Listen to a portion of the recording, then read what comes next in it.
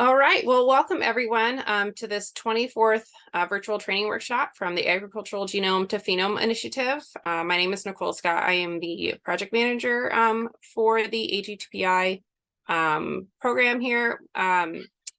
This is the Virtual Fence Technology Workshop titled From Raw Data Messages to Animal Energetics. And this workshop today is part of a seed grant opportunity that was awarded to Dr. Jamie Brennan. And I will note that this project, as well as that seed grant, is funded by the USDA National Institute of Food and Ag. So just to get started here, I'd like to quickly introduce our three presenters today. We have Dr. Jamie Brennan, who earned his PhD in biological sciences with a specialization in range science and data science from South Dakota State University. His research interests include implementing precision technology to manage livestock production on extensive rangelands. We have Andrew Antaya, received his master's in National Resources Management from the University of Arizona. His research interests include the application of precision livestock management technologies for rangeland management and semi-arid ecosystems. And Dr. Hector Menendez is an assistant professor in the Department of Animal Science at South Dakota State University and an extension livestock grazing specialist. His research interests include using systems modeling and mathematical modeling to evaluate livestock production systems. And to get us started, Jamie will take it from here. Thank you, Jamie. Yeah, thank you, Nicole, for that introduction. And I just wanted to take the time to thank the AG2PI group for funding our seed grants, but also giving us this opportunity to present this workshop to all y'all to discuss some of the products and works that have come out of that seed grant that we've put together. Just a quick highlight, Andrew is going to kick it off, and he's going to give a little bit of an introduction to virtual fence systems and then discuss some of the API that he worked on to develop as part of this grant. Kick it over to me, and then I'll just go through some example data sets from virtual fence technology and some basic data processing steps in R, the hands-on example. And then Hector's going to bring it home and talk a little bit about how do we take all this data that we're generating off of these systems and actually incorporate them into animal nutrition models so we can better evaluate things like energetics using real-time data off these. And with that, I'll turn it over to you, Andrew. Thank you. Thank you, Jamie. Hi, as I mentioned, my name is Andrew Antaya. I'm a research staff at the University of Arizona, and I've been working on a virtual fence project since about 2021. And I'll just give a quick PowerPoint, just kind of going over what is virtual fence. I'll get that rolling here.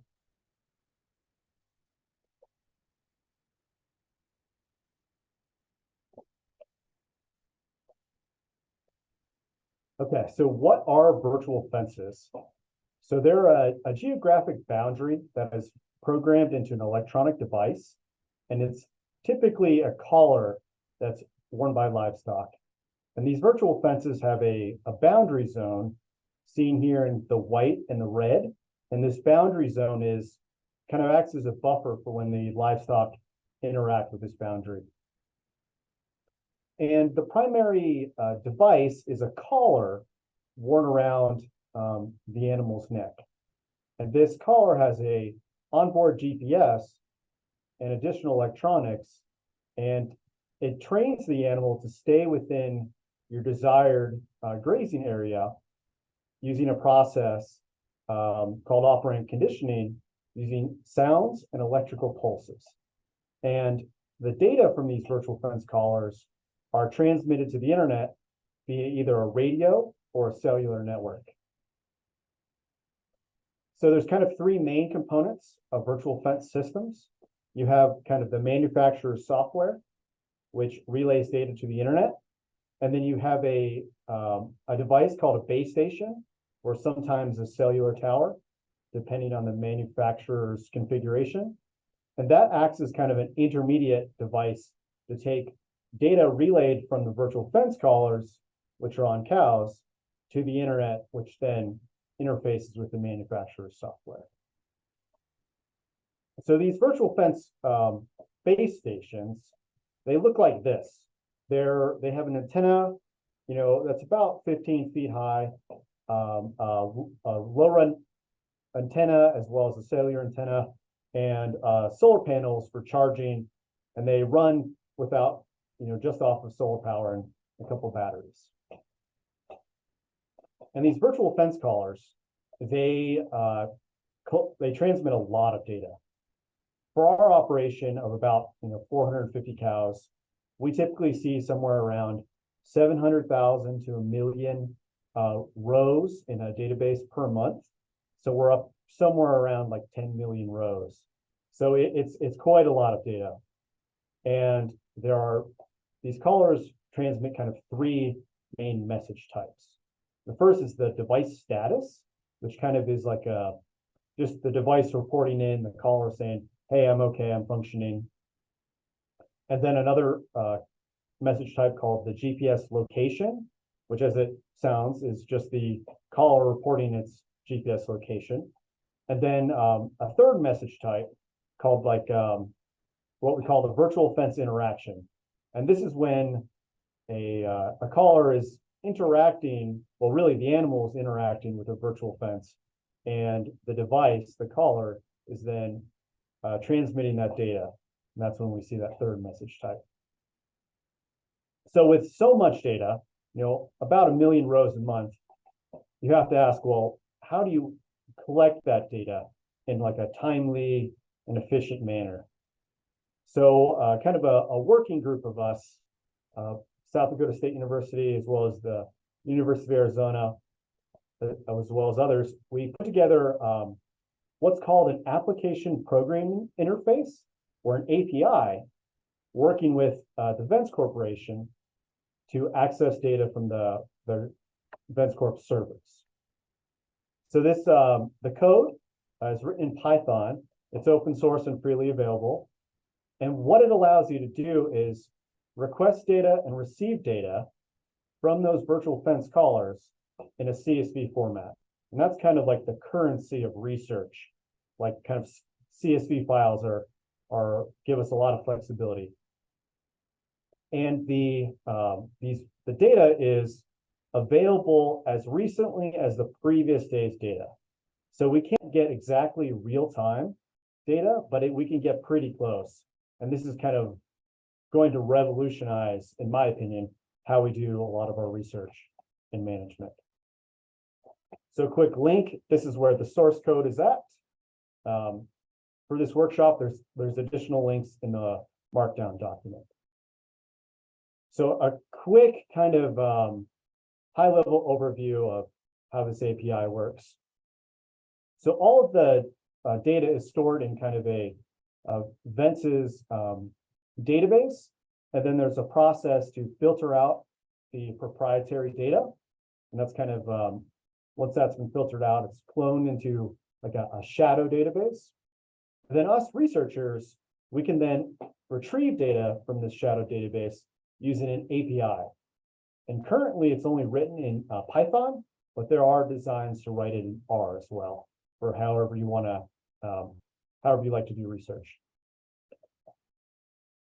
That's the quick overview. And thank you for posting that in chat. We're going to switch once get through these. Thank the funders, including the AG2PI, as well as the U of A's program. We're doing a lot of proper extension and outreach, as well as additional research.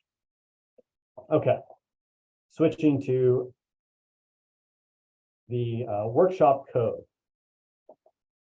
So I believe Jamie put the API source code. There's also another link if someone would like to paste that into chat.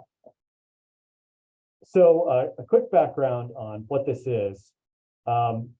This is more than just probably what we'll be able to go over today, but we're just going to kind of give a quick overview of Google Colab. So if you feel like it, you're welcome to click this Open in Colab button. And I'm going to cheat a little bit today. I pre-ran the code just to make sure everything works correctly. So Google Colab it allows you to run a Jupyter notebook. And Jupyter notebooks are kind of a combination of Python code in these code cells, and then Markdown, just kind of regular text with some formatting kind of everywhere else. So these Google Colab notebooks, they allow you to run code on Google servers. So none of the code actually runs locally. It's all on a Google server. And this is handy for a couple reasons. One, it doesn't require you to have a big beefy computer to run some of these processing steps. And secondly, it really fosters collaboration between, like, say, the South Dakota State University and the U of A.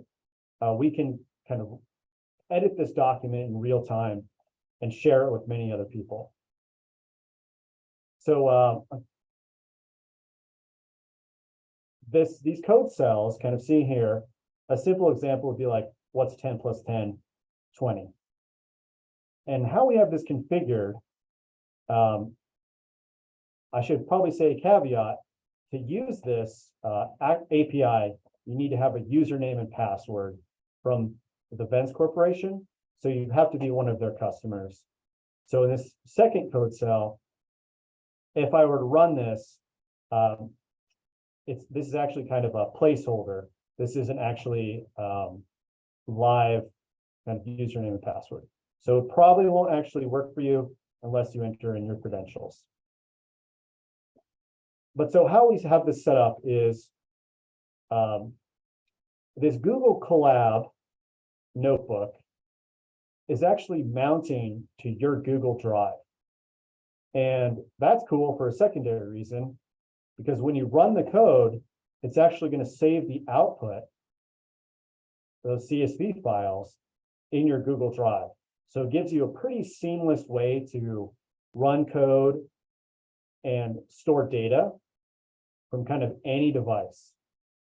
So you don't need to really configure anything on your side. So most of this code is kind of like the setup, making our first request. And a request is a way of retrieving data from the API. And I will just kind of point out one thing.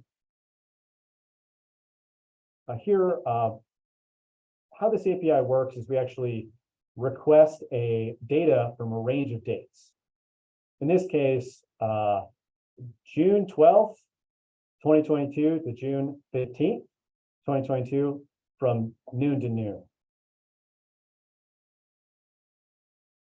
And of course, just like pretty much anytime you run Python or locally, there's a lot of like downloading packages and getting everything set up. And as we as this API runs, and there's always the risk of running something real time. So I'll just point out, like, I pre-ran this code. And what we see here is kind of the first 5 rows from the GPS, from the virtual fence callers. So we have that device status message type, a GPS message type, and a couple more of those. And you can kind of see like the date and the caller that sent it, as well as the latitude and longitude. And then Jamie put together some processing code. We see down here that it takes the latitude longitude coordinates and also creates shape files. So shape files are a type of like geographic information systems file, GIS file. And when we run the code, we get a bunch of output. So the code actually splits the data, splits each caller into its own CSV file, and writes that out. And I'll just go ahead and switch to those.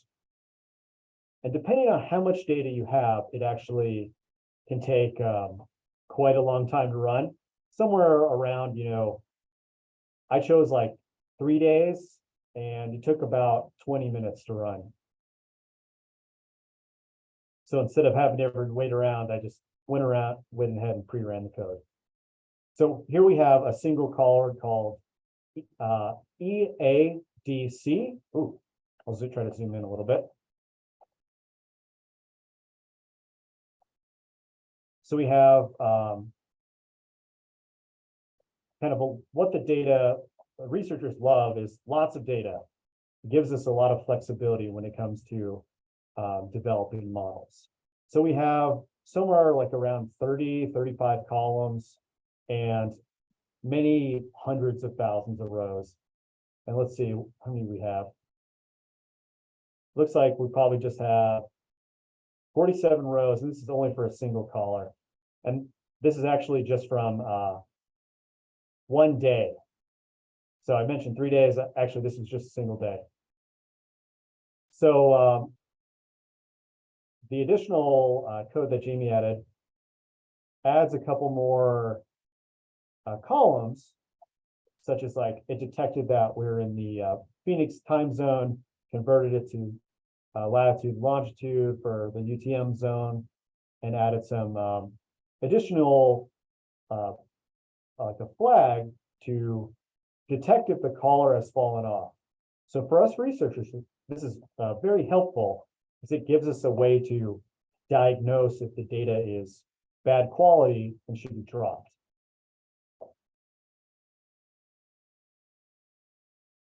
And I think with that, that was kind of like a high level overview of the API and the Google Colab.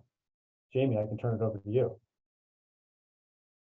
I also feel free to have any questions.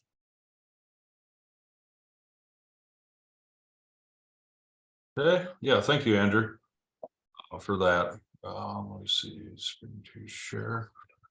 And is everybody able to see? I got a Colab notebook open in my screen too here, so we transition correctly. A few things I wanted to point out. One is that we put together this Colab notebook, as Andrew had said, it really helps collaboration across different research groups. One of the things we've also found is that depending on whose computer it is, whether it's USDA, they may or may not have certain permissions to be able to download different Python packages. And so this could actually be kind of challenging sometimes, where if you have Python code and you're trying to get somebody to run that Python code on a USDA computer, but maybe they don't have the ability to download the packages necessary.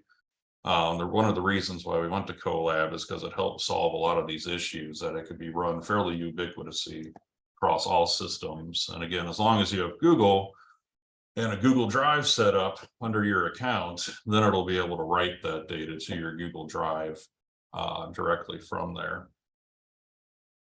Something Andrew hadn't necessarily mentioned, but it's kind of what is the back end and really the workhorse for the API in here, is that if you go on this GitHub page under code and virtual fence in service, and really this is the labor of love that a lot of the work that Andrew put in here into developing this. And so one of the benefits too of putting together that Colab notebook is that if you go in there, it'll actually go to the GitHub page of where this code is located, bring that custom code directly into Colab and load that for people. And this being open source, if you wanted to, and if you knew, then, you know, if you had a pretty good understanding of Python, you could go in here and actually edit the source code in here that's running behind the scenes for your own needs. If you're not very comfortable in Python, I would advise most folks to kind of stay away from here, because you might kind of screw something up and cause a lot of errors in there. But again, kind of under the banner of open source and sharing stuff, you can actually go in and see all the source code that's running behind the scenes on the Colab there to be able to run and process your data. One of the things that I was going to go through on my example, if you wanted to, we have all of this information here on this GitHub page. If you click code and you click download zip, you'll actually download all the source code and all the materials associated with this virtual fence workshop that we're presenting here. And so if you downloaded that, you can see here I have a virtual fence workshop. You could extract all that information to your documents folder. I actually pre-did this. And so when you extract all of that code and all that information From this GitHub page, you could then view it all on your computer locally. And so under virtual workshop main, you can see here code. This is the Python code that we had mentioned, that I just mentioned before, where you could actually see that Python code if you opened it in something like Notepad++. For my own demonstration, what I'm going to be working on is this folder called events data into data frames in R. And so if you're able to open that up, you can see there's a number of example CSV files that we have located in here, as well as some just basic example metadata for merging up different things that we'll go through in the code.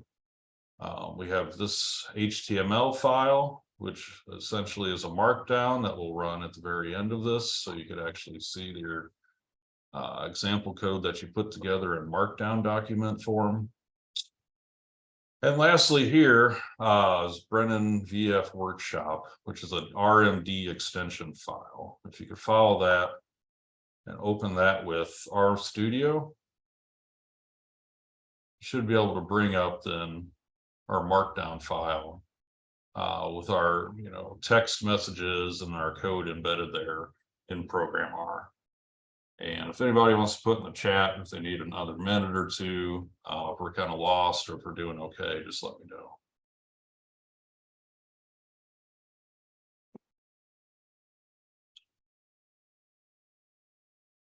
Okay. Barring no objections at the moment. What this is our markdown document. When we had put this together, this workshop, you kind of run into some challenges a lot of times, different languages, right? And so, as Andrew pointed out, a lot of the code for the API and the Google Colab is written in Python. Part of that is just efficiency in processing these data sets through Python, but also what's the easiest way to pull API data that way.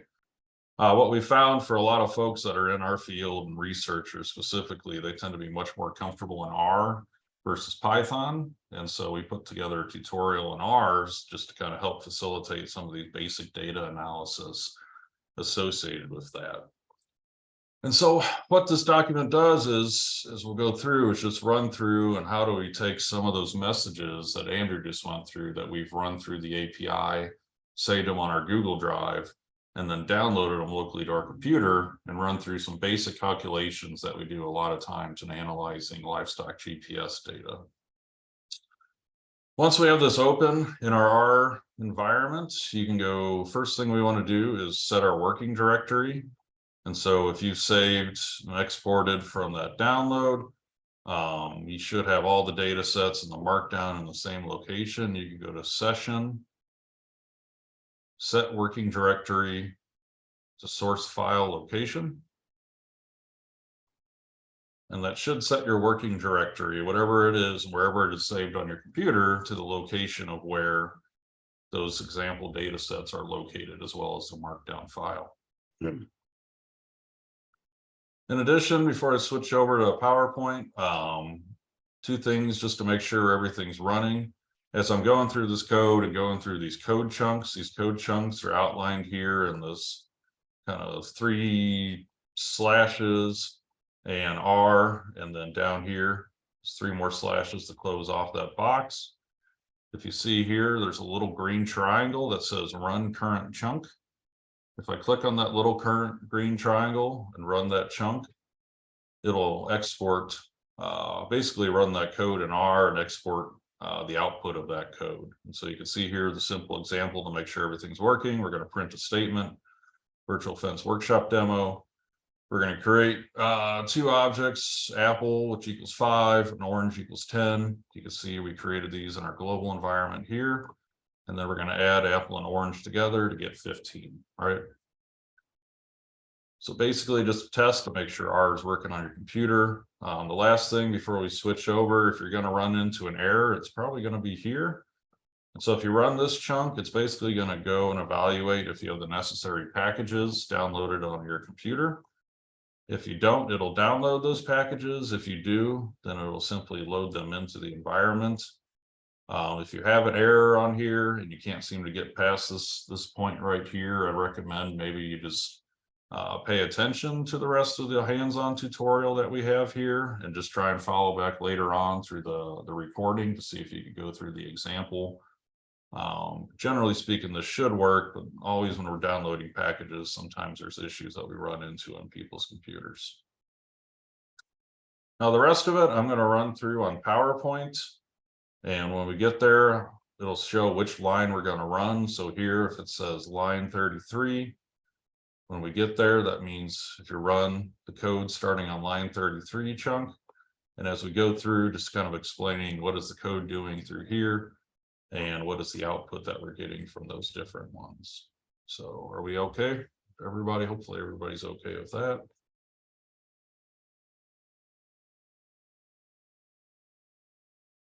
And so one of the things I wanted to touch on before we get started is the importance of all of this, really. And really, a lot of this is kind of the impetus of this project as a whole.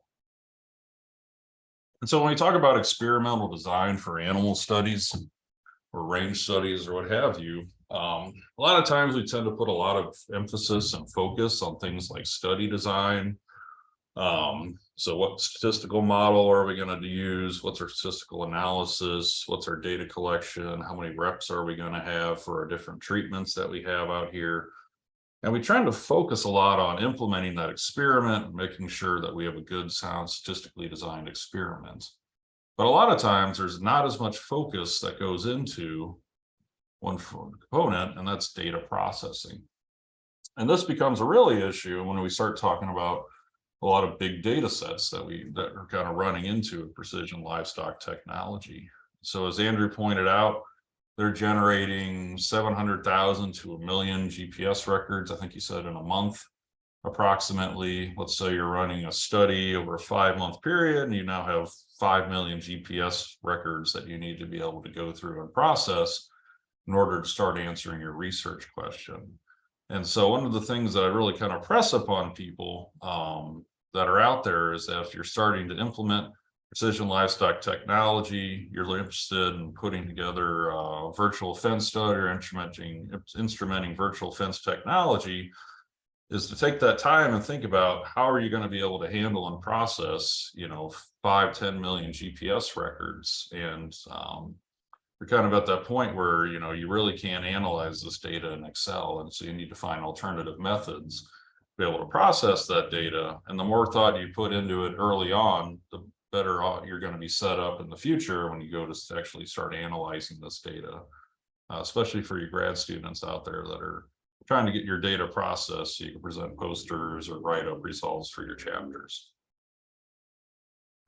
And so one of the reasons why we utilize open source programming, one is that it helps us automate a lot of these different processes. And so as Andrew pointed out there, through the API, you can automate that downloading of your data on a daily basis if you'd like. You could then run it through some processes where you could convert lat long to UTMs, calculate distance traveled based off of successive GPS points, convert to local time zones. And again, automate a lot of these common steps that most people that are going to utilize this technology have in their data analysis.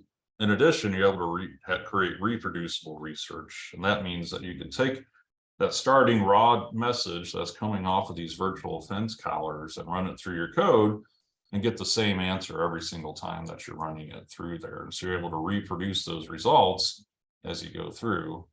And lastly, and Hector's going to touch on this a little bit at the end of his, is that you have that ability to standardize data sets.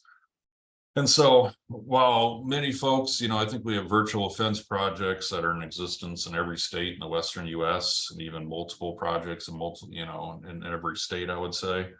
One of the benefits to using some of this virtual fence technology and then the processing code and the API is that we now have the same data sets that are coming out of our analysis at South Dakota State University as they do at University of Arizona, at Oklahoma State University, at USDA Burns in Oregon, across the Western United States. Again, we're creating the same data sets, and these have bigger implications if we want to start doing larger meta-analyses across the Western US, but start plugging them in potentially to animal nutrition programs, as Hector is going to talk about later. And so for open source, the key for all of this is that it's open, that it's shareable. As you showed in that Python example on the GitHub, you could go in there, you could actually see the source code. If you wanted to, you can manipulate it to whatever fits your needs. If you need to understand what's going on there, you could read through the comments and see the code. And again, it's open. And what this helps is build on our research better. And so this is the whole foundation of our packages. You don't have to rewrite the code to be able to create the or calculate the mean or some other function or create a linear model. You can build on existing work to be able to do your analyses. And really it kind of helps further and advance. And I think it's going to be necessary as we start implementing precision livestock technology into the future, is to build on this research much better. And then it's also important to note that this is all a work in progress, right? And so technology is constantly changing. As we found out with the API, it worked great until they released a version 4 firmware on a subset of their collars, and all of a sudden those didn't integrate into the database with our version 3 collars. And so now, because it's a work in progress and you're building on research, you can go in and start changing and adapting codes to meet those technology changes that are happening out there, as opposed to starting from scratch. But with everything, it's always constantly changing and a work in progress. And it's important to kind of try and foresee some of these issues you might have, but also be aware that, you know, if they happen, there's going to be some troubleshooting involved. And now for this workshop, for most virtual fence users out there, really the goal is to provide the tools for current and future fence researchers to basically go from step 1 to step 15 in their data processing line. And so step 1 being I put a virtual collars on animals. They're out there, they're collecting data. Now what do I do? You could basically go through and file the example in the Colab notebook to be able to download your data, export it into separate CSV files, run through some basic steps in here. And again, hopefully as a startup, so people that are new to these systems can advance their research program related to virtual fence much faster, as opposed to starting over at step 1 in that process. Now, that being said, everybody's data is unique, everybody's research question is unique. And so you're going to have to carry that torch from step 16 to step 30 for your own research questions or labs or needs that you have. But again, helping people overcome those initial hurdles for these new technology adoptions. And then hopefully, if you do go from step 16 to 30, that you're willing to share that in an open source method so people can replicate your study, replicate your methods, and use it for their own data sets. Now for this example, obviously we've already opened our studio to be able to run that. And you can see we're in that download folder. That's fence data into dataframes.r. And there's that GitHub page. And this should be the folder where you have should have all these files located in it if you downloaded it and exported it.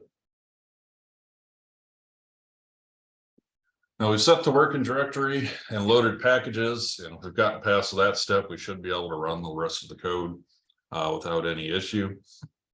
So if you click there in line 33, that's just going to load in your necessary R packages that we're going to use for this hands-on tutorial.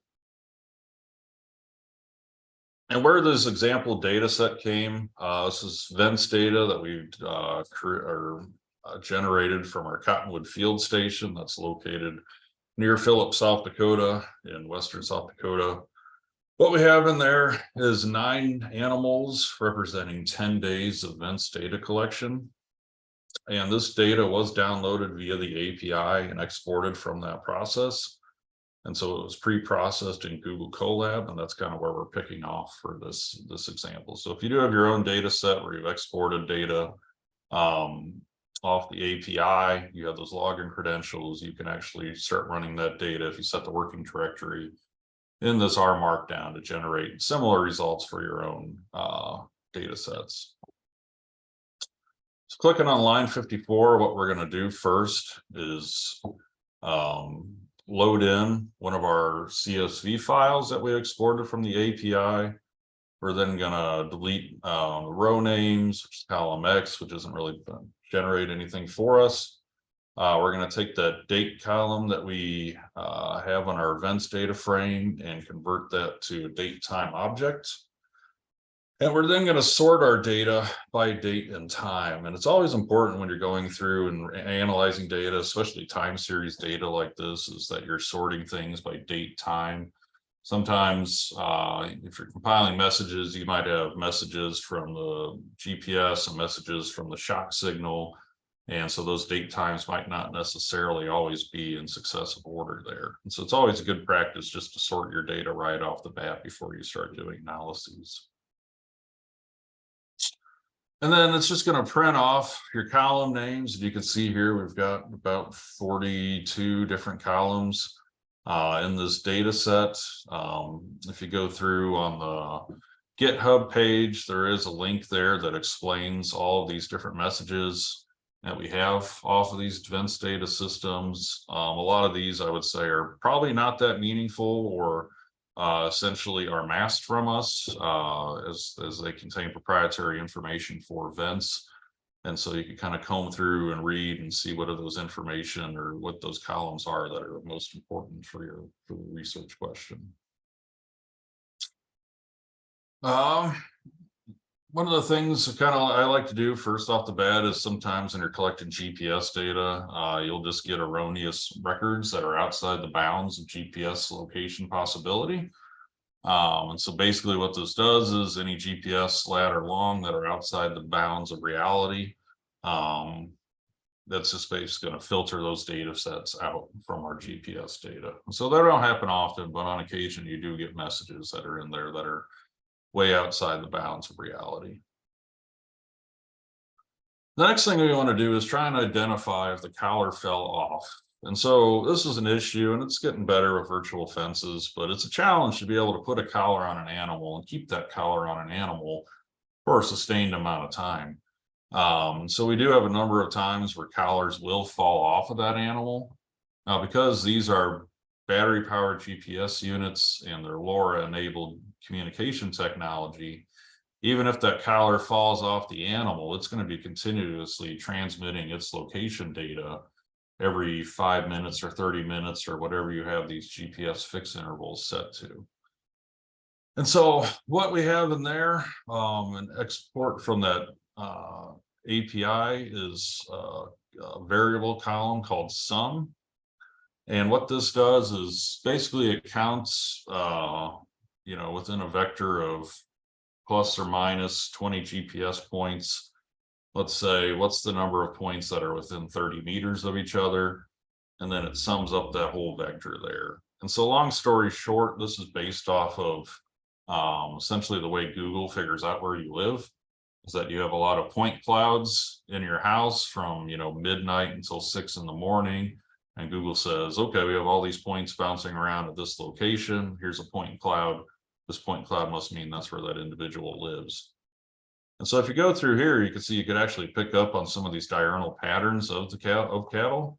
And so here, when the thing spikes up here at 1600, which is the max for that vector, that's likely a time where these animals are resting overnight. So you have a lot of points that were within 30 meters of each other. But then as that animal wakes up and starts grazing, you can see these changes in diurnal pattern.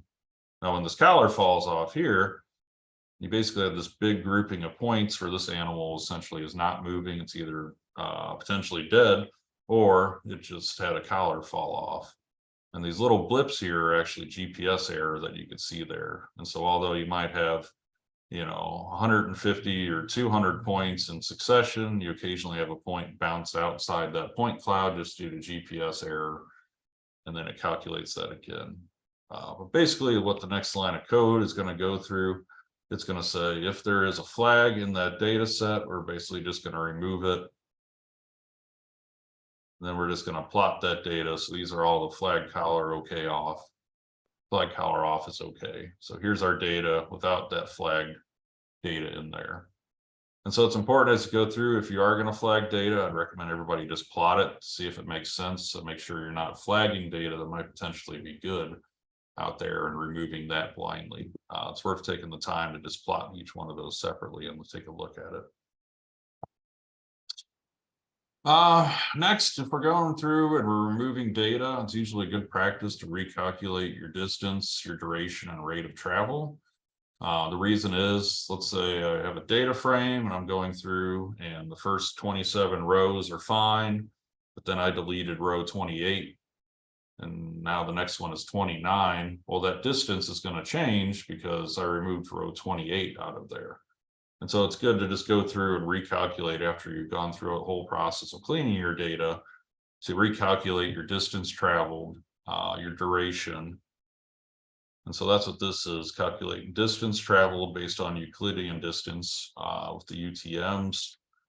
We're going to calculate the duration, which is the amount of time that has elapsed from one point to the next point, and then calculate that rate of travel, which is going to be your distance divided by your rate of travel there.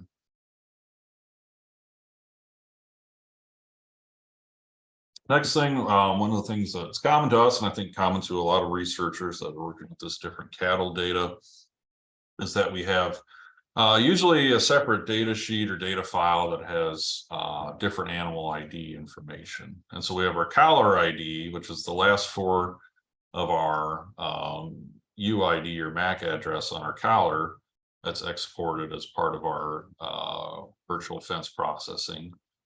But then we also have things like our visual year tags. So we might have, red 12 or blue 5 as we go through here is a quick way to visually ID those animals. Some of our other precision technology, we also have RFID tags that we use. So we oftentimes want to merge that collar with that animal behavior with metrics that are derived from a smart scale or a green feed unit that uses that RFID. You might have the pasture that animal is allocated in. So let's say there's the back 40 and the windmill pasture, for example, as well as treatments. And so a lot of times you have, a collar ID that's the same file in both. As long as you set this up where your collar ID is in your Excel file, you could then merge it with your collar ID from your virtual fence and be able to populate all this extra information that's associated with that animal. And so what this does, if you run this line on 150, you're basically going to read in this example animal ID CSV file, and then you're going to merge those based on that collar ID here in our virtual fence data with our animal ID information, supplementary information that we have here. And what that's going to do is just populate now your virtual fence data with all this extra information that you have here. And this is useful then, again, if you want to merge RFID with some other piece of data frame later on, you have that ability now. In addition, a lot of times you might want to merge in which rotation they're in. So if you have a virtual rotation, and let's say you're in the windmill pasture and you went from rotation 1 from the 25th to July 14th, and then you went into rotation 2 on July 15th until July 26th. You might want to merge this information in with your virtual fence collars, so you know what rotation that animal was supposed to be in during that time frame. And again, this pasture file was read in from this previous merge here, where we have pasture, back 40, windmill. We're now going to merge in with this new rotation information data set based on a pasture, and it's going to evaluate whether it's between these dates, and then if it is, it's going to give it either an R1 or R2, just based off which rotation that animal was in. And so from those quick steps that we have here, if you have your own and set them up similarly, you could basically merge in that animal ID information and then which rotation they're in for each CSV file that you have there. Now, when we get to behavior, there's a lot of publications that have been done out there. One of the ones that's cited the most is by Augustine and Derner, where they basically estimate behavior, potentially using rate of travel. This has been cited numerous times in other publications. And how they define that is, if you have a rate of travel of less than 2.34 meters per minute, that's allocated as resting. If you're between 2.34 and less than 25 meters per minute, it's grazing. Greater than 25 meters per minute is defined as walking. And so with this, we could implement this algorithm on your data to classify your GPS units based on resting, walking, and grazing using decision tree splits. Now, I will put a word of caution in here. A lot of times, if you're going to implement these kinds of things, it's beneficial, one, to go out there and actually physically observe your animals for subsets of time so you could verify that these rates of travel actually line up with behavior. So you can get an estimate, are you 85, 90% accurate on classifying your behavior based off of rate of travel? The other caveat for that is that this is based off of 5-minute GPS data, which is on the example, but for virtual fence prevent systems, I think the default is 30 minutes data. And so that might alter some of these rates of travel for these different behaviors if you're at 5 minutes versus 30 minutes. And again, the important thing and the caveat here is that before you kind of put in these decision tree splits for your data is to actually take the time to do some observations on your animals to see how well those classifications are lining up in terms of accuracy.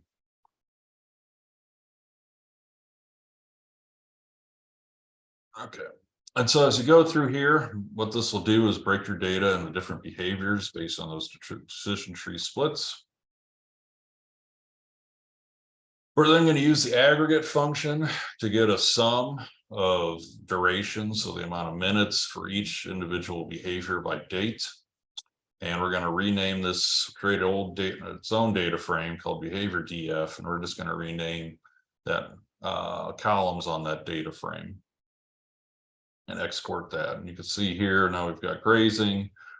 Here's the collar ID and the number of minutes it spent grazing on 7:10, 7:11, 7:12, etc. And so if we divided 627 by 60, that's probably about 10 hours or so of grazing that you had in there. So these grazing values are going to range between, I would say, 8 and 10 hours for those animals.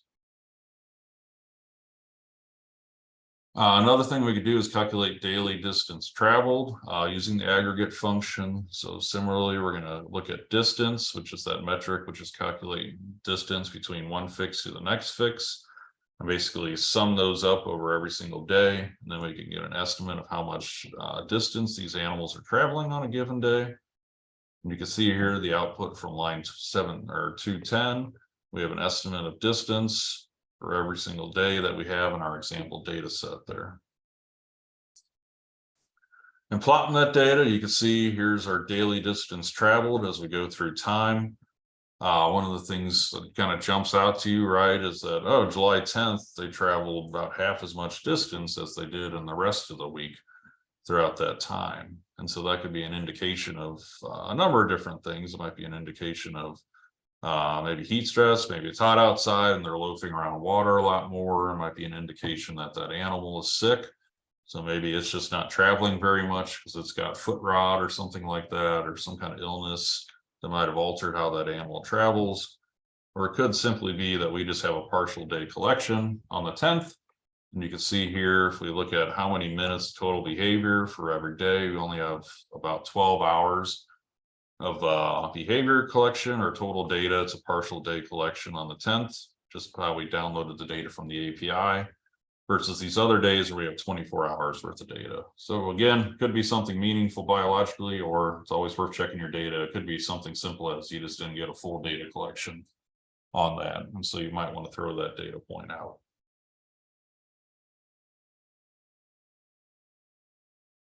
Another thing we like to look at is fix interval. And so for GPS technology, this is true for just about any GPS tracking collar that you have out there. How these work is that, let's say if you program it at a 5-minute interval, that collar will essentially wake up.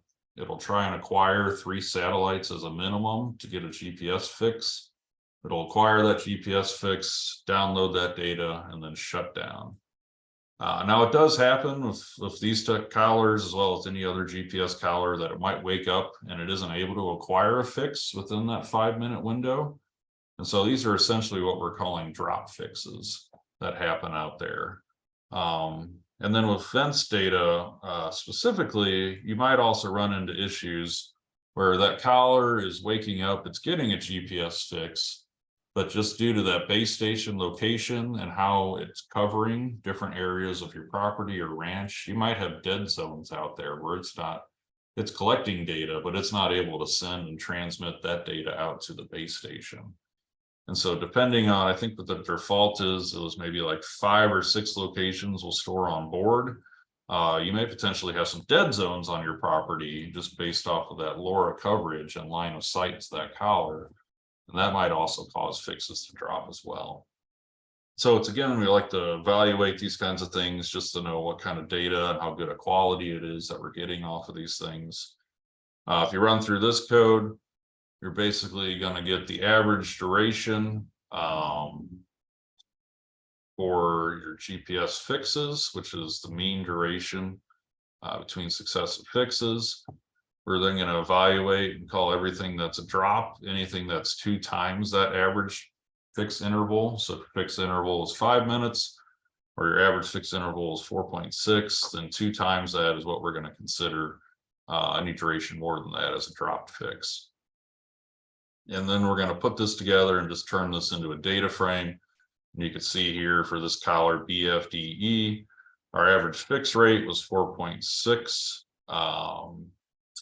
Our max fix was 20.7. So the longest time we had between when we were essentially not collecting GPS data was 20.7 minutes. The total of 78 drop fixes out of 1,420, which is 5.5% of our data, essentially would fall into that drop fixed category. And then daily sound and shock, this is line 266. In addition to collecting that GPS data, they will or did previously report the number of sound events that you had. So this is the number of auditory cues that animal received when it was in that sound zone. You have the number of shocks. So this is the number of electrical stimuli that you had, or electrical cues, when that animal was in that electrical stimuli zone. And basically, if you run through this code, what this if else function is that if that's blank, it's just going to create a blank data set for that. Populate that. And we're going to run through there, and that's going to give you an export of the number of sound and shock stimuli that are received for that GPS collar that we're looking at. Now, for all of this, what we just did is we ran through one of these files that we had here. And so if we have B33D, you could run through that R code and basically reproduce all that information that we had there. If you change it to B4A0, you could run through the next one, reproduce that same information that we had there. But that tends to be labor intensive. I mean, it's easy enough if you've got 9 collars there, but if you're out of Cottonwood and you've got 150 collars, or if you're in Arizona and you've got 400 collars out, you can imagine how this could be time prohibitive to be able to go through and process each file individually, even in R, and export and put those data sets together. And so what this does is use this code, and within our folder that we have here, it's basically just going to get a list of all the .csv files in there. And then we're going to remove that animal and rotation information, which is kind of our example, simple metadata sets. And we're just going to create a list of all the file names of the GPS collars that we want to process in here. And so again, you can see all 9 there. If you downloaded off the API and you had 300, you'd have a list of 300 collars that were in there for you to process. And next, we're going to just create a bunch of blank data sets. And so this one, for example, in line 332 is going to be stimuli data frame blank. It's basically just going to create an empty data set as a placeholder for our individual animal data that we're going to run. And then we're going to do a loop through our data sets here. And so you can see what this is telling us. If you're not familiar, for loops, it's going to be for I. I is an iterative in 1 to length of file names. So this will be 1 to 9. If you had 100, it'd be 1 to 100, etc. You're then going to have a whole bunch of steps. and then merge with the blank data set. So how this loop works is this first time it's going to read in your file name 1. So that's going to be your first file name. It's going to process it through all those steps that we just went through, exactly the same. And then it's going to merge, for example, that stimuli data frame back into this blank one and populate it. Once it's done that, it's going to go to the next I. So that's going to be 2. So it's going to read in the second file name, again, whole bunch of steps, and then populate that blank data frame there at the end. So what we should have, if we run this, is compiled data sets where we have these metrics that are generated for each individual CSV file, which is each individual animal, summarized across these different data sets. And you can set up these for loops like this in whatever data processing flow you want, whatever steps you have in there. You could just do it for one. You could just use this CSV.I and apply it for all of them. And so looking across, this is your stimuli by day for each animal. And you can see the number of times they're in the shock region, the sound region, and then NAs. This is probably a collar that wasn't being managed actively in that data set. And so it wasn't actually generating shock or sound values in there. But you can see some of these animals have very low sound shock ones. Some of these ones, maybe they're interacting much more with these virtual fence boundaries. And that's whether, they're in a tighter area, and so they just come in contact with them more, or maybe they're just kind of your naughty steers and they like to test the boundaries of things a lot more frequently than some of your other nicer steers that we have out there. Nicer steer may be an oxymoron, I'm not sure. And again, we could look at average percent of stimuli. So we have this data frame we created blank. We can now look at the percent sound, which is the percent of stimuli they received that were sound events. And you can see here on average, we had about 92% of the total stimuli that were administered to these animals were actually sound events and not shock events. And so this is kind of important. The idea of virtual fence is not necessarily that you're applying a lot of electrical stimuli to animals. The idea of virtual fence is that hopefully they learn that auditory cue and then turn around and go back to where they're supposed to be. And so this is one way you could evaluate on a herd level or individual animal level, which animals are respecting that sound cue and are turning around versus which ones that are continuing on or receiving that electrical cue. Again, this just repeats it for all data frames. Running through that example again, and you can see things like here's our fixed interval for all collars. And so here is for each of our 9 collar example data sets, you can see the percent of fixes that are dropped across all of those, what your average fixed interval, etc. Again, a quick, easy way to start looking at some of these data quality metrics that are coming off of your data set. See if there's potentially bad data or collars out there you may want to flag from your data sets or investigate further. You could look at things like daily distance traveled across all animals here.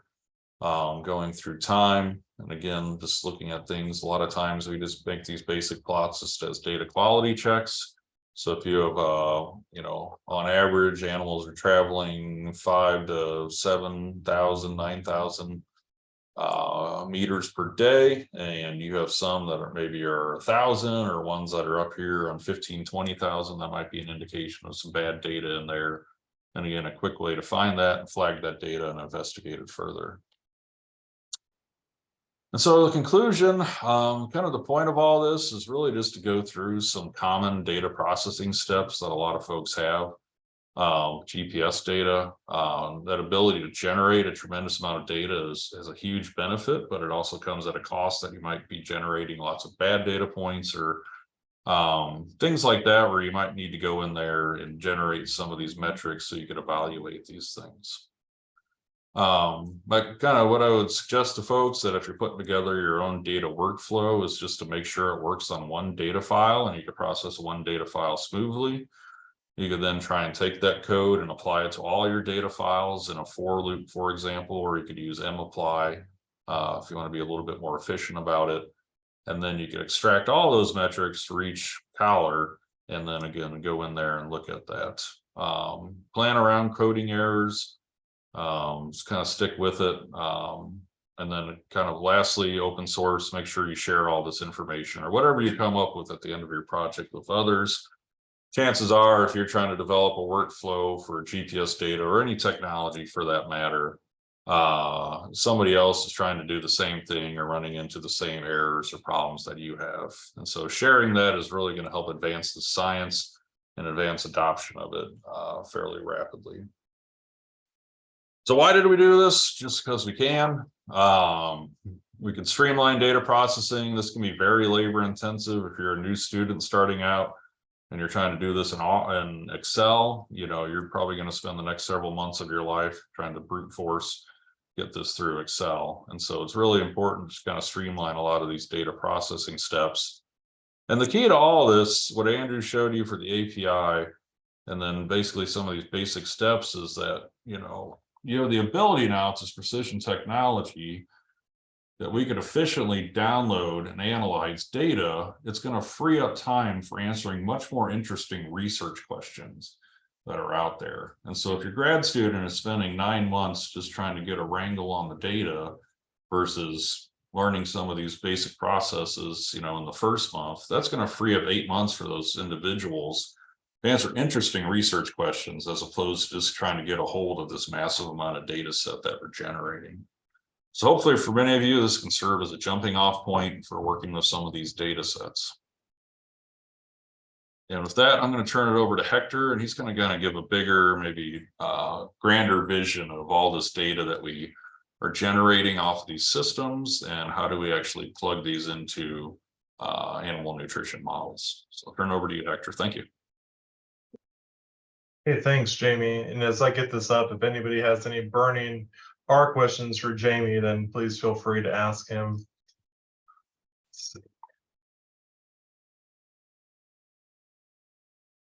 Hey, Jamie, does that look all right? Looks good. So yeah, it's a pleasure to be here today. I hope you grab a quick cup of espresso because we're going to dive into modeling. I'm very excited. So this picture shows our field school from last year as the first ever SCSU Precision Livestock Field School. And so these wonderful students and industry partners and professors from A&M and Italy, we're all here, and we did some hands-on stuff So there's Dr. Brennan. He's not just an excellent computer programmer, he's also an expert in GPS collars and placing collars on animals, including bison, which are a lot more terrifying than this Hereford cow. And so our students really got to apply those technology. They all were able to get hands-on. We all love to touch the cute, fluffy animals, but we also gave them in this school a picture of how terrifying and complex precision livestock technology is. Here's a diagram from probably a lot of people's least favorite diagram in our 2022 publication. And I hope you feel some anxiety while looking at this, and maybe you're saying, dear God, what are we looking at here for all of this around precision tech? And so these are feedback loops, and it just describes how many things affect different things within precision livestock technology. I'd like to point out the blue loop here, which is the return on investment, which is probably one of the most critical for producers. So how do we take this and maybe distill it down for solving problems? And so it's hard to solve problems like range management with virtual fencing technology or any precision technology like collars, accelerometers, pedometers, AI, drones, satellite, remote sensing, you name it. We don't know the intended and unintended consequences because they're delayed in time and space. And so in order to get at this kind of critical problem of, yes, we want to use precision technology, but we really want to use it well, you need mathematical models. And so I'm here just to shamelessly promote the National Animal Nutrition Program. I'm part of the modeling committee, and there are just a tremendous amount of resources. We give several workshops a year for model training. For example, we were in Albuquerque, New Mexico a few weeks ago having a symposium. So it's always the day before the kickoff of the Animal Science Conference. So please keep that in mind. And all of these resources are free. And there's data examples, open source R code. Dr. Brennan and I have several different examples and talks up there. And so please check that out. And so with this, let's dive into models. So I'm going to focus on cattle. That's our world, but certainly there are other swine, poultry models available. And so the red little diagram shows that these are the beef large ruminant nutrition models, and then the green are for grazing. And so this shows the wide and kind of broad spectrum of models that have been developed since the 60s. Many of you may be familiar with some form of the NRC, or now the NASEM, National Academies publications, when you think about nutrition models. Okay, but there are many other models besides this, but this is a great resource to look into. And so models have been used, and their use and citability has increased since 1945. However, bridging this virtual fencing, this really exciting, disruptive technology, is that a lot of these models are designed for manual entry, and it really doesn't work for PLT or precision livestock technology like virtual fencing. And as Jamie was saying, are you going to go in there and do what he did one at a time in Excel, or what Andrew was talking about? You know, no, you can't. And that even if you were able to and brave enough to brute force it, you're going to introduce a lot of human error. And so I just want to stress that without the tools and techniques that Dr. Brennan and Andrew showed you, you're really going to be cut off at the feet and limited in your ability to leverage these data. And so realizing the full benefit of precision livestock technology is really not possible. You can't even be in the game of this field without having these precision data processing tools. But then how do we actually apply them with mathematical models? So here's a kind of heuristic diagram we published. And so the first, like any good research question, is the performance gap. What's the problem? What do you want to minimize or change in your system? And then that step two is, well, what precision livestock technology are you going to use to collect data? Virtual fencing is actually a data collection precision tool and a data management tool. So once we get that data that we've collected, like the GPS fixes, we can then put it into a precision system model and optimize the output. Then we can inform precision management technologies. So the animals are here on Andrew's pasture grazing, and now we want them to move to another pasture because our model is saying, oh, you're out of grass, or you need more nutrients, or some type of metric we're interested in. We change that, and hopefully we close that performance gap, let's say, of available grass. And so here's another way of looking at it. You have a lot of data, you know, hundreds of thousands, maybe millions of GPS fixes. You need to get that into a database. That's what Andrew and Dr. Brennan just showed you. So you have the egg heads over here, cramming it in. Thank you, Dr. Brennan. And then you kind of have the diagram people like me and saying, well, how can we get the kind of big picture modeling and combine the both to leverage for models? And so that really comes down to taking data, going up through information and knowledge, and having wisdom or insight in order to have a decision-making tool. So how to effectively change management, improve productivity, production, decrease environmental impact, things like that. And so how do we get from the bottom of the pyramid to the top? And this was really a focus of the 2023 Precision Livestock Conference in Tennessee. If you didn't attend, it was a wonderful conference. And the whole aspect was really taking precision livestock and applying it in industry. And so we really need to build precision system models in order to fully realize the benefits of these technology and data to inform management. And so we're going to now go over a rangeland case study, and I want to give the total credit, or most of the credit, to our former master's student, Logan Vandermark, who conducted this research with his data and that built this model. And so just to give you a little picture of rangelands, here's a picture of our Cottonwood Field Station. Here's the station right at the top and the stock dam here below. And you can see there's about 3,500 acres.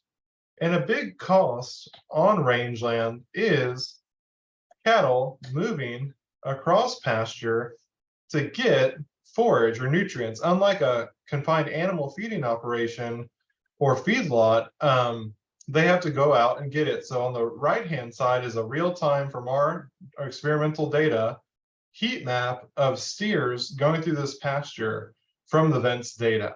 And so you can just see how much activity there is even on a daily basis. However, we really lack knowledge of the individual animal energetic cost on these systems, and it's a large cost. As you saw one of the last slides from that Dr. Brennan showed, it was about a 7-kilometer average of traveling. And there's a real nutritional expense to that traveling, which affects things like performance and may tie into things like genetic selection, touching on climate mitigation and adaptation strategies, which are critically important in our world today, especially as 70% of cow-calf production is known to or documented to contribute, for GHG out of the total beef cow footprint in the US. And cow-calf, just for those of you not familiar, is primarily where we're at on extensive rangeland systems, our cow-calf operations. And so it drives us to this question, how can we leverage virtual fencing technology to accomplish this? Well, let me show you. We can take this fine scale data. These yellow dots represent fixes across the pasture for GPS fixes. We then also combined precision weighing technology in pasture on an individual level. And this is across, you can see 3 different stocking rates of light, moderate, or heavy stocking rates across about a 60-day period. And we use these data to get at the question of evaluating individual energetic differences across landscapes. Just to give you a picture of where the study site was, here's our historic Cottonwood Field Station. It's a mixed grass prairie. The maximum slope was about 5.7%, excuse me. And we are very limited in precipitation. And so if you see this map here, we're on the west side of the Missouri, much older soils on this side of the state. And so the kind of experiment was, 6 herds of yearling steers that were grazing native pasture. They're divided in either rotational grazing, so that's the VFR, or just continuous grazing, but all of the animals had collars. So the treatment is continuous grazing versus precision or rotation using the virtual fencing collars. And so here's a picture of the technology. On the left, there's a smart scale that takes front end body weight, which our research has shown to be very precise, and the virtual fencing collar version 3. Jamie may have mentioned this briefly, but the current code, I believe, will not work on version 4 because there's an error updating. So like Dr. Brennan was saying, those things you can go in there and change it once Vents is able to update that code for that API to work. And so a little bit about the precision system model that leveraged this technology. The blue shows the regular energetic calls throughout the day, and then the yellow is for activity. So think of blue as breathing, ruminating, just whatever it takes to actually physically live.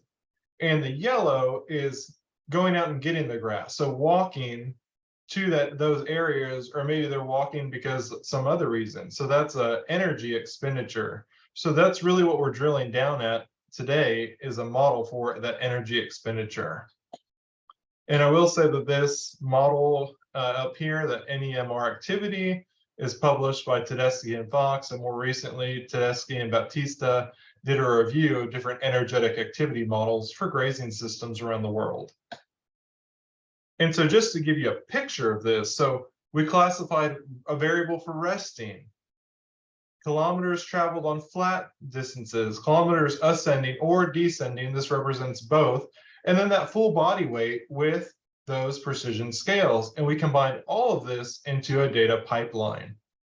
Step 1 included resting, where we classified behavior using that Augustine and Derner algorithm that Dr. Brennan spoke about earlier.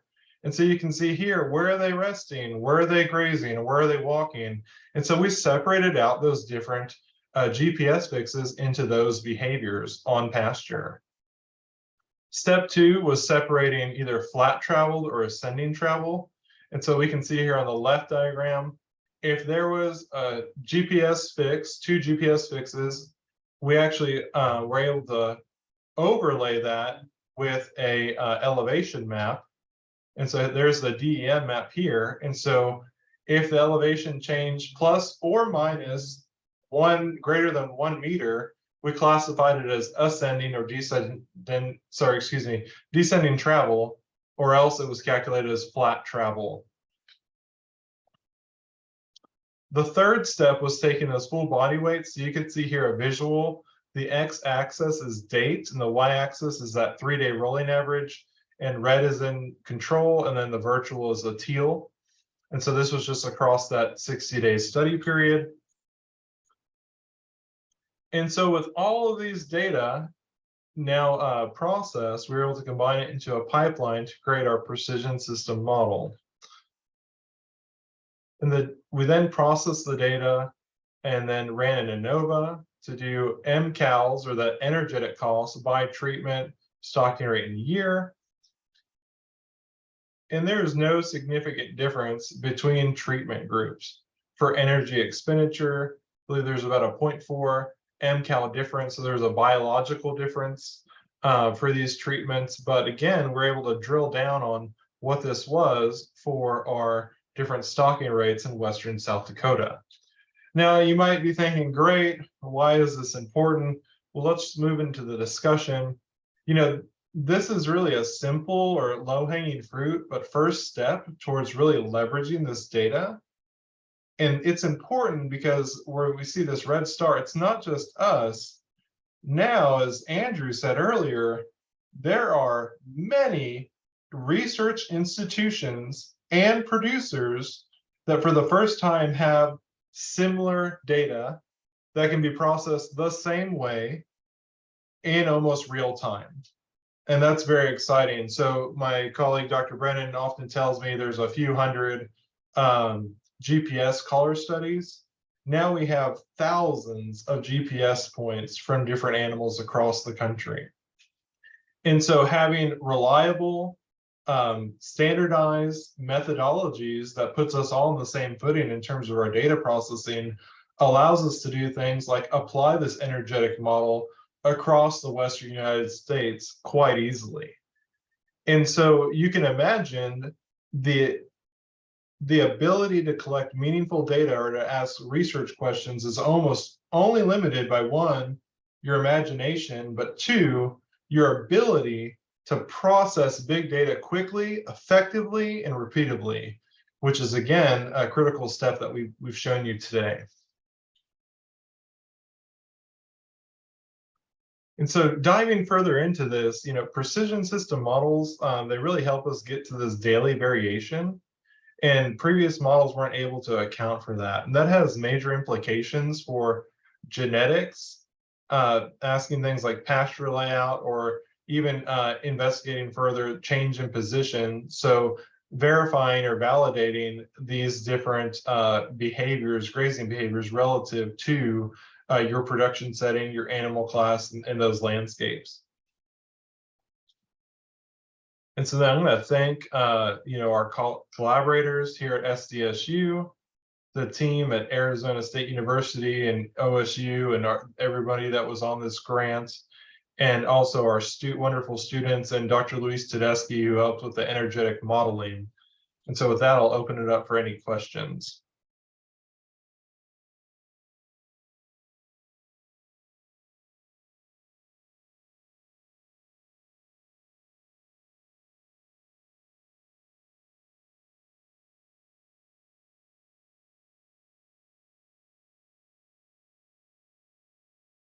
I don't see any questions in the chat except R, but I think we addressed that one.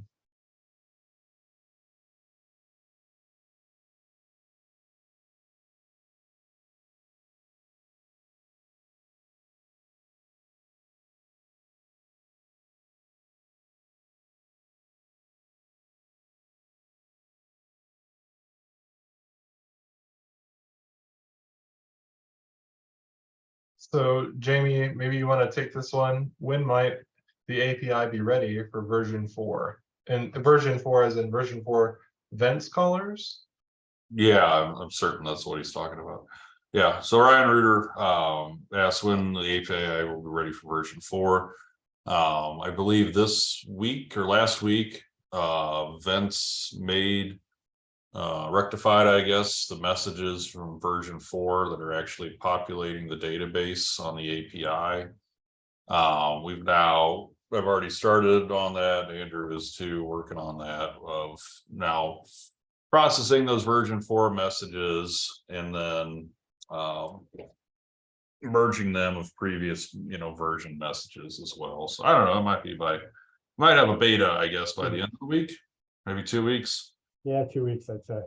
Something like that, and then hopefully have it tested and sent out and updated on the GitHub page for people to do that. But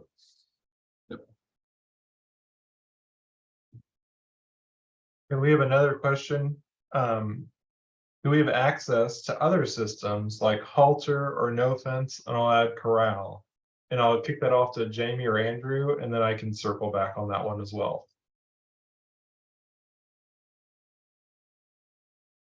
so no, I guess my answer would be no at the moment. When we started this project, I don't think any of those other companies actually were in market in the United States. And so most of us were a working group of people that were using Vents as our virtual fence system. And so we really tried to address that need of Vents. And Vents, to their credit, I will say, is been really good to work with us and help kind of develop some of those databases so we could actually access that data in real time.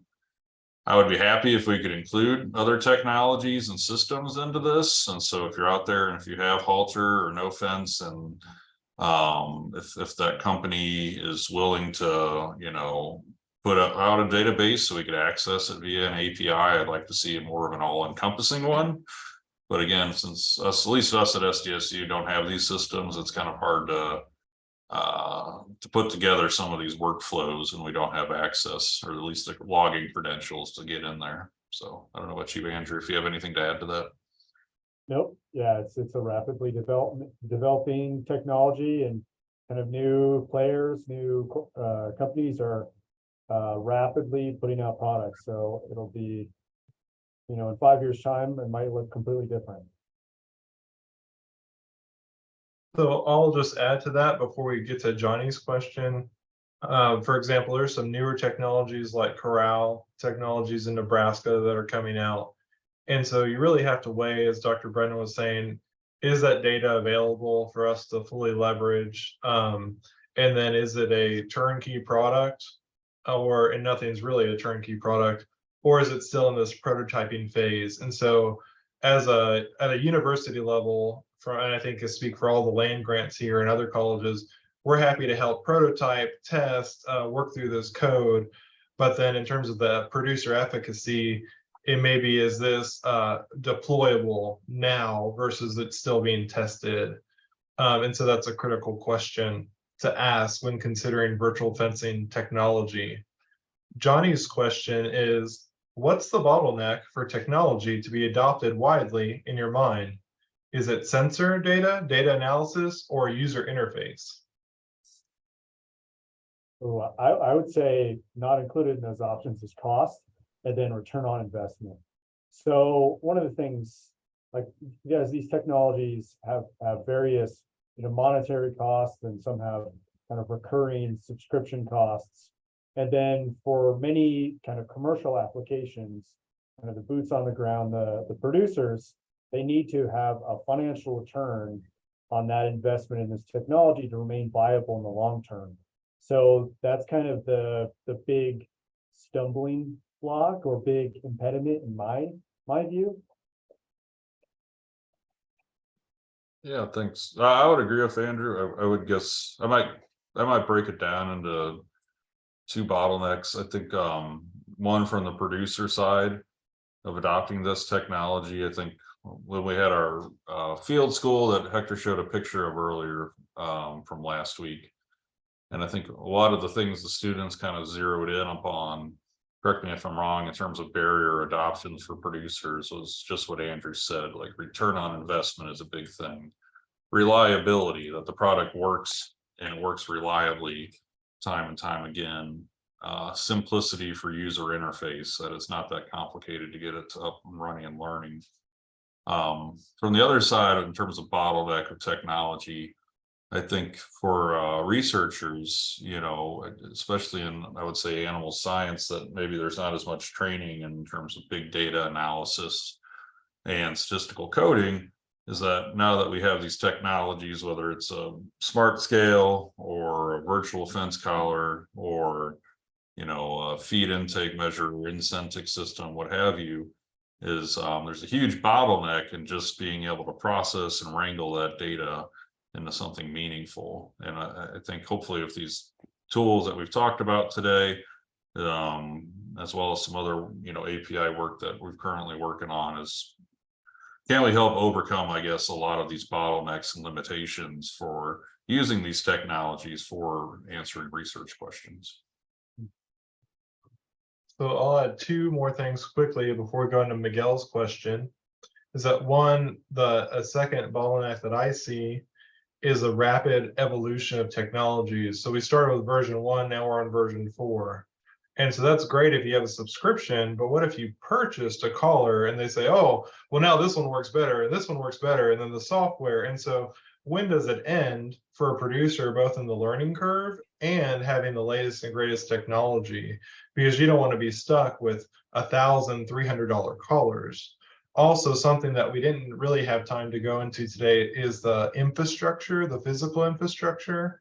And so there are towers associated with some of these products. No Fence doesn't require a tower, but in terms of the physical infrastructure, the training and the labor, that's a key consideration for an adoption barrier. And so let me read Miguel's. What's your experience on the compromise between temporal resolution and position sampling and battery consumption when using data for behavioral characterization? Which you use, and at which point the lower sampling rates lose reliability? Yeah, that's a good question. So I guess I'll say, if you use the system as it's supposed to be used, where you have a 30-minute fixed interval, I think they say the battery life will be somewhere around 9 months to potentially a year, that these collars may lost on animals. The biggest power suck, I think, of these collars is actually the GPS unit. So firing up, getting that fixed, turning down off.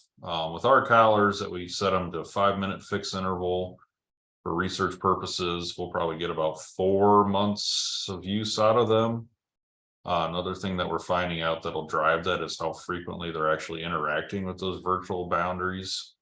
And so if you push these down, or animals are in much smaller areas that maybe the technology wasn't intended to, like if you're in a 5 or 10 minute 5 acre or 10 acre paddock where you're trying to do like mob grazing, they might be interacting with those boundaries much more frequently, in which case you might only get a month's worth of battery life off of these.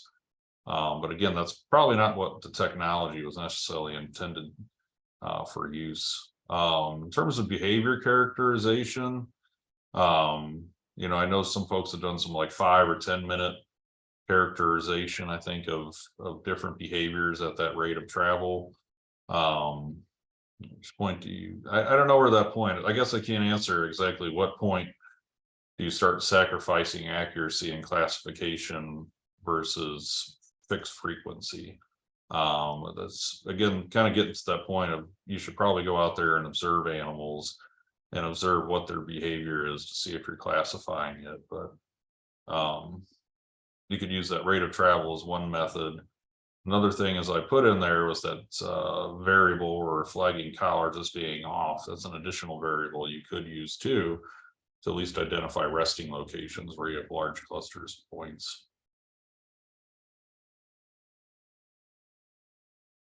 I'll just say on our end, we use the 30-minute sampling interval. A lot of our battery usage comes down to actually applying the auditory electrical stimulus. So when the caller interacts with the virtual fence, it's kind of generating more messages and more data. So rapidly depleting the energy in that battery. So it's a trade-off in what you want for management versus kind of what you want for research data. I think interestingly, one of the really cool aspects of having a shared database is I can take the South Dakota's model and pretty much plug and play, get it to run on my data, and we get to see how well, maybe 5-minute fixed interval works for, or maybe doesn't work for our 30-minute data, our 30-minute fixed interval. So that's kind of a really, in my experience, unusual ability to kind of just get another researcher's model up and running pretty seamlessly. So we're kind of in a really fortunate circumstance, and it really opens up the possibility of meta-analyses down the road, and just shortening that, that the grad students who are coming on to projects, reducing the kind of time it takes for them to get up to speed by having those shared processing steps. So I guess the answer is we don't have an answer yet, but it's certainly on our minds. And Miguel, I would add, if you're doing a machine learning ML classification model versus a process-based dynamic model, right? So a discrete event-driven model, then the data is going to tell the model exactly what you have. And I'll give you an example. I know that sounds obvious, but let's say you're missing data for that day. Well, it will either interpolate or leave it blank. And so wrangling that data with that kind of animal science or range knowledge or whatever system you're in is very important in terms of how your model's being fed. With the model that I showed you, the net energy for activity model, we had some days that were really high. We said, what's going on here? And it's because there were some missing data points and we were automatically interpolating from A to B, and it was just giving us really funky numbers. So whether it's a ML classification or a process-based model, make sure that you realize the limitations of your data. And as Dr. Brennan showed, maybe flag or remove those things, no matter if it's a 1 hour daily fix. Okay, we have Nathaniel here. When the animal is interacting with a virtual fencing boundary, the GPS fixed interval, so that's just a comment. Sorry, Nathaniel. So just go read his comment. Austin Phillip, based on that fact, does this code take those additional fixes into account when making the calculations on percent drop, for example? So Jamie, maybe that's one for you. The code that you have there doesn't, and so it's just calculating it based on that rate of travel. I think the point of this is just to go through some basic steps where you can start looking at those things, but leave it open for you, Austin. If you wanted to, you could go in there and say, hey, here's these dropped intervals. Maybe I don't want to classify the behavior on them because the timestamp is done. And I guess think, how would you code that in there where I'm just going to code those as NAs, for example. And so if the duration of time is greater than 2 times the mean fixed interval, then you might code that behavior as NA, and then that's going to pull those out of the data set. And so again, this being an open source tutorial, those are the kinds of things that hopefully folks can go in there and maybe start programming it and trying to remove some of those.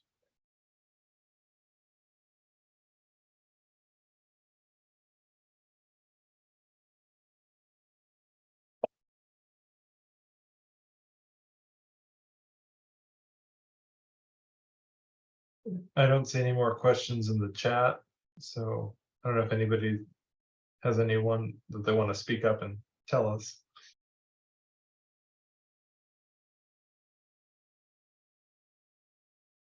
Hi, I'm Mark Tallman. I'm a beef cattle geneticist at the U.S. Meat Animal Research Center. I'm wondering whether anybody's looked at some additional applications that I could see for virtual fencing in collecting phenotypes on animals for genetic analysis, but also some of these things could enter into precision livestock management as well. And so the first one that comes to mind is using the technology in combination with either satellite or drone-based estimation of forage disappearance on a fairly fine scale, so that we could actually estimate forage intake of cattle on pasture individually, which I think would work very nicely with the predicted energy use due to activity. But to me, as a geneticist thinking about genetic improvement of cattle to have lower maintenance requirements, I think there's a lot beyond just the activity part of it. And so I could envision using virtual fencing to take a herd of animals and break them into, let's say, 10 subsets that we want to confine to 10 different areas of the pasture, all of which obviously have to have access to the water system or the water supply. And then just periodically reshuffling those 10 subsets. And doing that over time, we should be able to get to individual estimates of forage disappearance. So I wonder if anybody's doing anything along those lines, and how practical do you think it would be with the virtual fencing technology to just provide a list of animals assigned to 10 different groups, and then keep those animals separated within the same physical pasture? I assume, based on the question you just asked, that's probably going to increase battery consumption, because you probably have more animals testing the boundaries. Right. I might answer your second question first, if that's okay. Sure. So your second one is, if you have 10 groups of animals and you're trying to separate them a virtual fence, however, they're in the same physical pasture.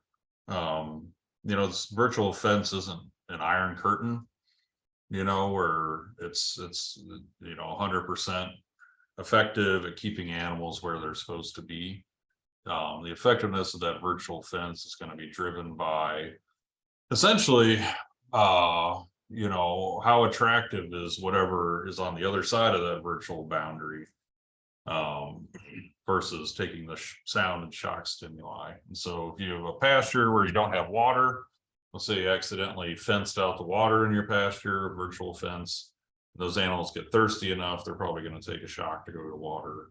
Some of the work that they've done in Oregon, or I think they're creek feeding calves maybe, where they found that the cows generally stayed within their boundary, but they would break the virtual fence boundary just to go after their calves that were out there that didn't have virtual fence on them. So again, that attraction to those calves was greater than the negative reinforcement that they got from that system.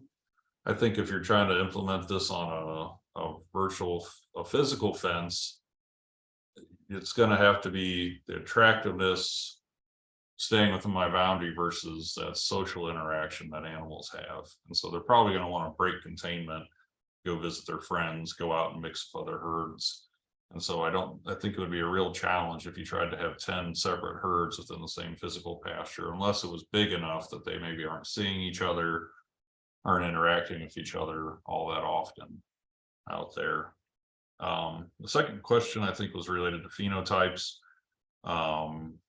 Right. And so I've done some work, colleague in Idaho, where he's looked at, what are some differences between low and high residual feed intake individuals, and how that influences their behavior on rangelands, times that they're grazing, how are they, utilizing or maximizing their energy during times of heat stress, stuff like that.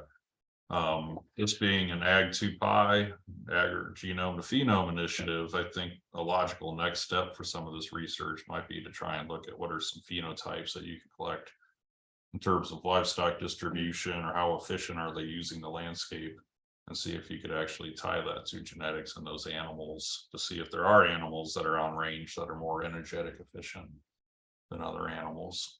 I don't know if anybody else has something to add. So, I'll just chime in with kind of some of our challenges. So we haven't looked at the kind of genotypic contribution yet.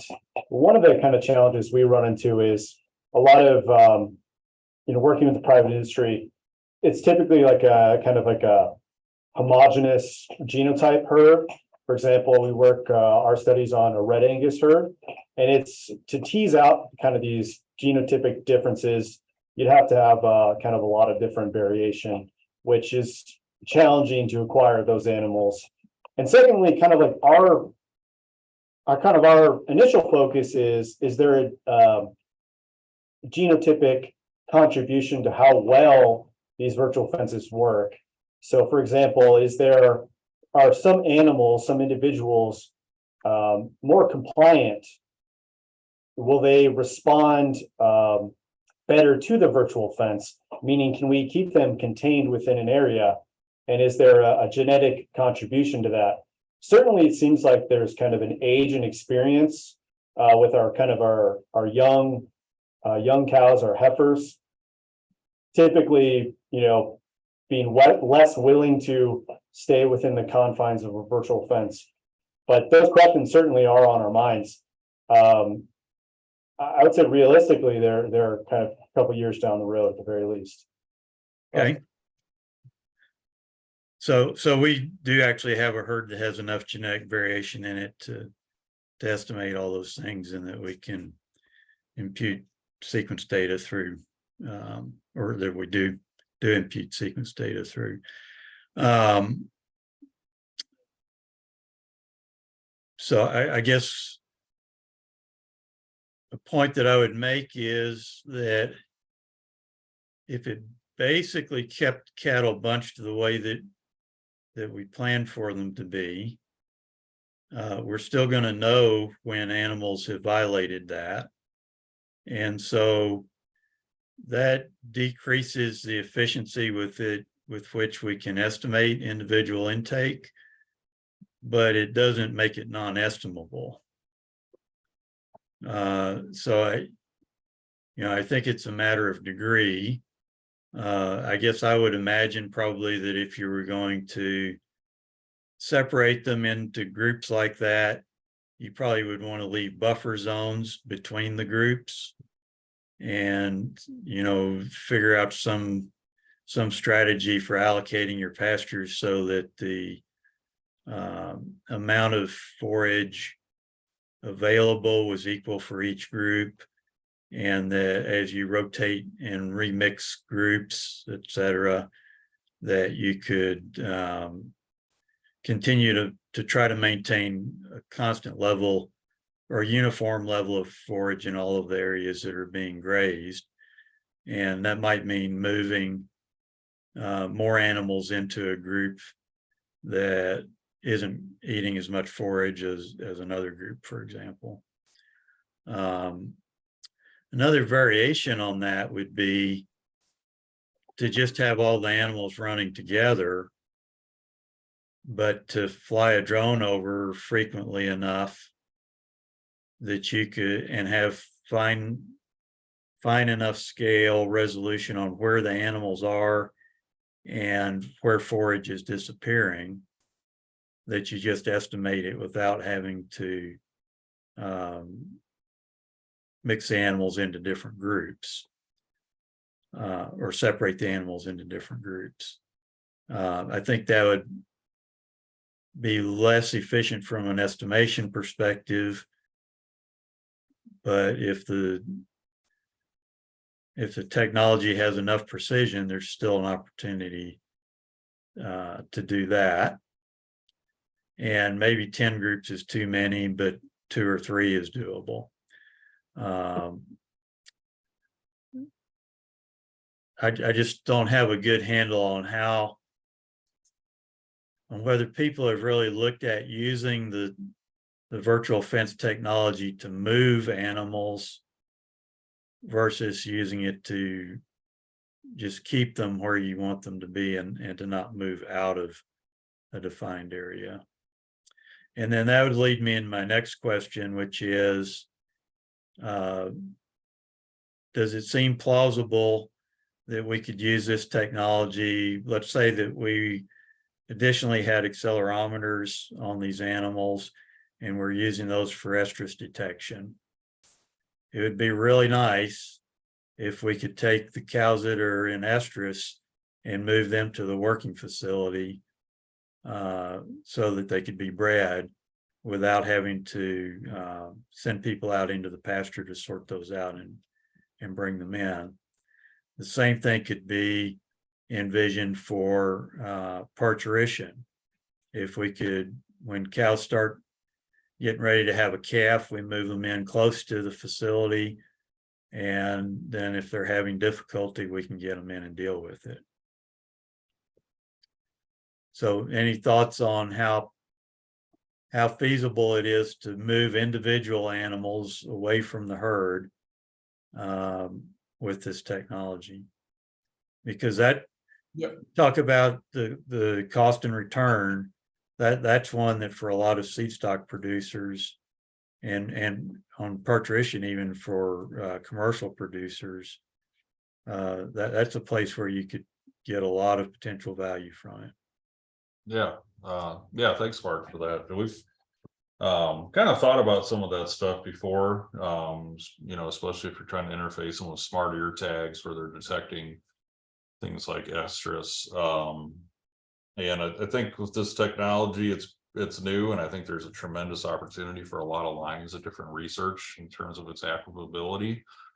Whether you can, I know there are functions in the software where you could separate out individuals, break them into their own unique herd, and then try and push them towards wherever you want them to go. Mm-hmm.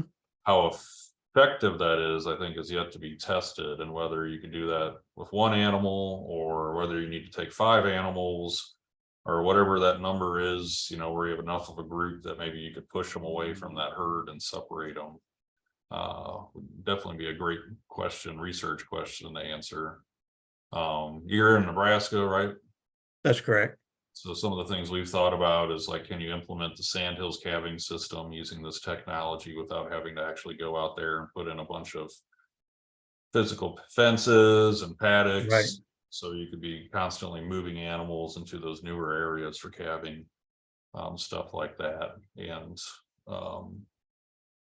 I guess to that first, that I think there's, especially if you talk to a lot of ranchers and producers, the applications for this technology are just limitless. Every producer, I think, when you start talking about virtual fencing, it's kind of fun because you can see their wheels spinning and how all the different ways that they could potentially use this technology. Yep. I think you're always going to be limited by just animal behavior and trying to overcome whatever that animal behavior instinct is in there. But I think it'd certainly be cool to test a lot of these different methodologies. Hector, do you have something? Yeah, I would just add that it's sort of going back to, if you were to do this intensive system, maybe the technology is not there yet. So that's kind of, you'd reach out to Vents or No Fence and say, hey, can we prototype this and actually see if it proof of concept? And then because we do want to do a lot of crazy grazing trials. I don't say crazy, but very, very intensive or novel, and exactly the type of things you're talking about. But I think the technology needs to keep evolving to be able to meet those demands. So for example, with the 10 pastures, we actually have developed a grazing robot that moves polywire around, because we can then have a physical boundary and physical herds with teams of robots with models instead of collaring each animal. And so I think we're going to see just a rapid acceleration in the ability of each technology relative to like a specific need.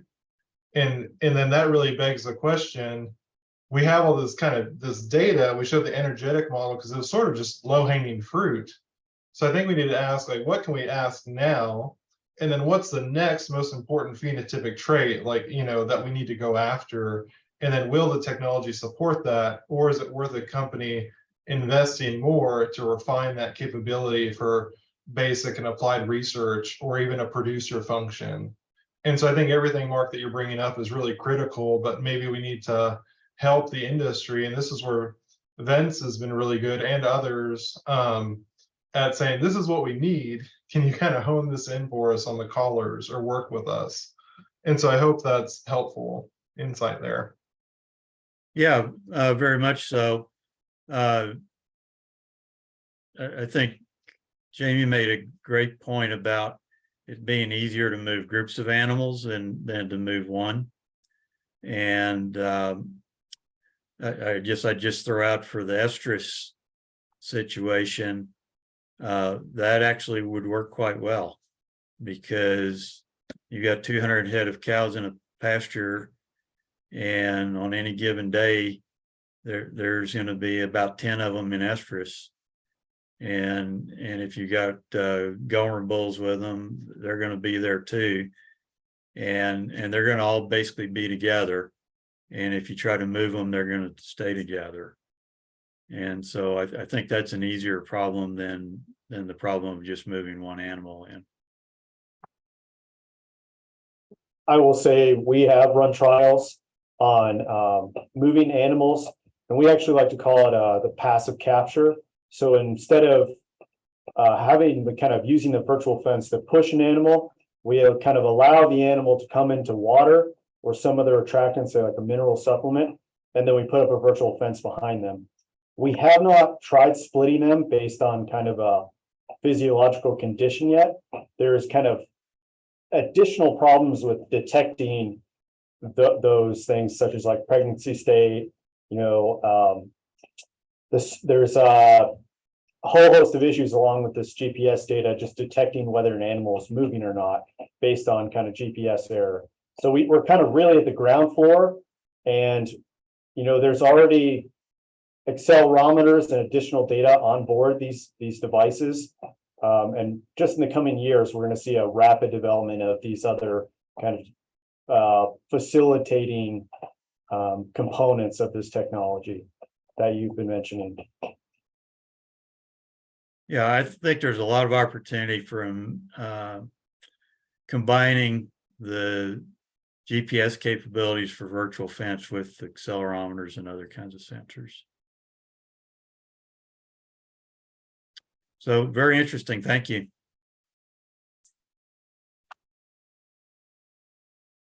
So I believe we had a follow-up from Austin. I answered it in the chat. Okay, great.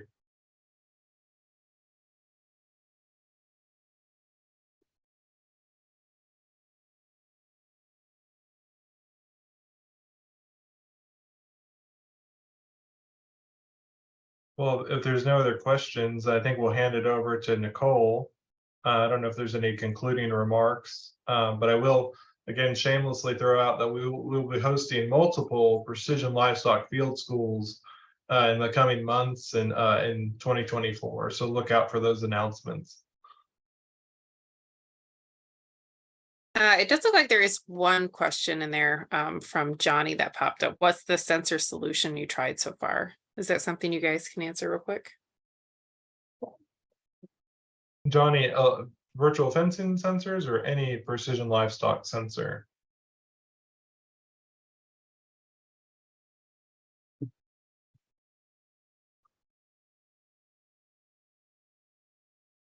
Dr. Brandon, do you want to take that one? He said both. So I guess any. So any sensor solution for anything livestock related?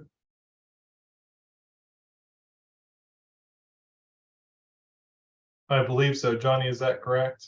Virtual fence. Oh, okay. For us, we've just used Vent system. For ours, we haven't tried any of the other ones out there. Andrew, I don't know if you guys have tried anything else. Same, yeah, just the vents collars. And there are, in addition to GPS, there are other sensors on board that collar. And those collars go through revisions. So what we have today and kind of the sensors on that collar are likely to be different a couple years down the road. We did have corral at the Precision Field School, and they're moving from no base station to I think satellite based communication, which would be really, really effective in terms of kind of those low orbit Earth satellites and getting around communication difficulties and things like with Andrew's country, big ravines. All right, thanks for answering that real quick, guys.